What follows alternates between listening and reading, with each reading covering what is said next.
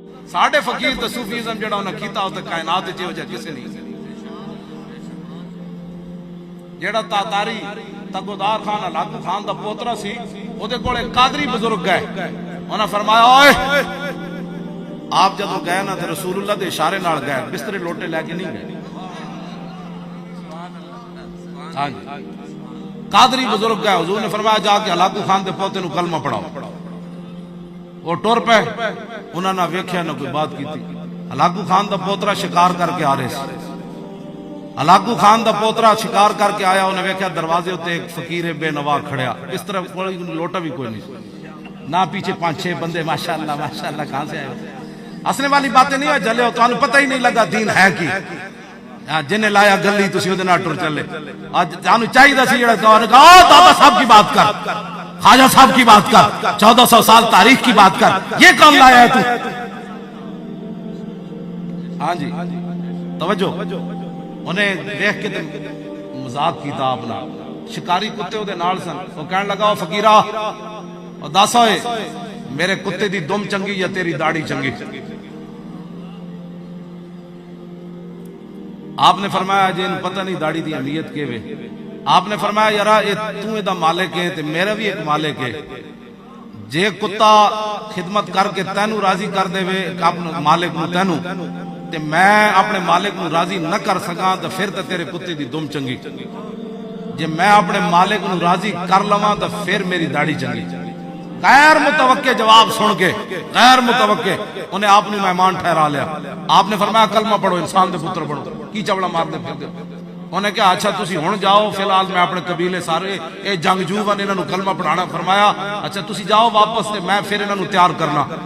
آپ دا وصال ہو گیا آپ اپنے پتر نو فرمایا تگودار خان کول جانا ہے انہوں میرا وعدہ یاد کرانا ہے آپ دا پتر آ گیا فقیر دا تگودار خان کو جب آیا تو انہوں نے کہا جناب سارے ہی مسلمان ہو گئے لیکن ایک سپہ سالار مسلمان نہیں ہونا وہ کہندا میں طاقت ہوتے یقین رکھنا جس فقیر نے تینوں برباد کیتا وہ میرے نال کشتی کرے میرے پہلوان نال تاتاری پہلوان نال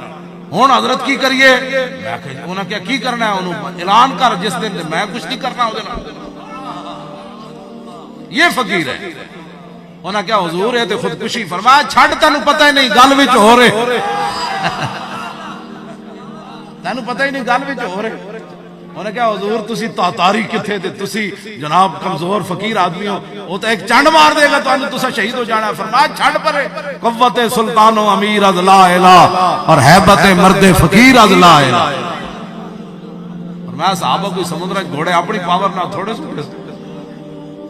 انہوں نے کہا جناب یہ تے گل نہیں ٹھیک فرمایا تو اعلان کر اعلان ہو گیا فلانے دن کشتی ہونی ایک فقیر آیا انہیں ہونی تے تاتاری پہلوان انہوں جناب بڑے انہوں نے بیٹھ کا کٹائی ہیں پہلے بھی بیٹھ کا کٹتا سی پھر سپیشل انہوں جناب ڈانڈ بیٹھ کا انہوں جناب ہریسے کھوائے انہوں نے پاوے کھوائے جناب بادام پستے ایک عجیب کشتی دا منظر بنیا ادھروں او نکلیا تے ادھروں اینا پگڑی بدی ہوئی تے کھونڈی پکڑی ہوئی اے نکلے انوکھی وضع سارے زمانے سے نرالے ہیں الہی عاشق کون سی بستی کے رہنے والے ہیں اور شمع کشتہ کو جلا سکتی ہے موج نفس ان کی الہی کیا چھپا ہوتا ہے آل دل کے سینوں میں وہ جدو قریب آئے تو انجن کر داوے پہلوان تو پتہ انجن چل آپ سر جھکائے ہوئے کھنڈی آئے تو جدو قریب آئے تو آپ نے ایک چنڈ ماری انہوں وہ پہلوان انجن کھا دیا اتھے جا گریا سر پھٹ گیا او سارا مجمع انہوں نے کہا لا الہ الا اللہ محمد رسول اللہ لا الہ الا اللہ اور میں آکے جلیا گل وچ ہو رہے او تاتاری سپہ سالار کرنے لگا مان گیا جی اسلام یہ ہے جو یہ ہے لوٹے مصر نال اسلام سے نہیں پھیلیا تبلیغ اس دے پیچھے پاور ہوندی جنوں رسول اللہ بھیجا پیر میر علی شاہ اپنی پاور نال چلیا اتھوں گورڑے تو لوگا کیا حضور شہید کر دیں گے انگریز فرمایا ہٹو پرے شہید کر دیں گے حضور کی ختم نبوت کا منکر لاہور میں للکارتا رہے اور میر علی شاہ گورڑے میں بیٹھا رہے لاہور آگیا فرمایا کانیا اور تو کہنا میں نبی ہاں میں صدیاں بعد غلام ہاں آ ادھر قلم دوات رکھ ہوتے کوئی نہ آیا تے بعد لوگاں پیر میر علی شاہ صاحب نے چونڈی پائی انہوں نے کہا حضور قلم نہ چلدا تے پھر آپ نے گل کی تھی فرمایا اسی کو لوٹے بستر تھوڑا چلیا سانو مالکا دا حکم سی اسی اعلان کر دیتا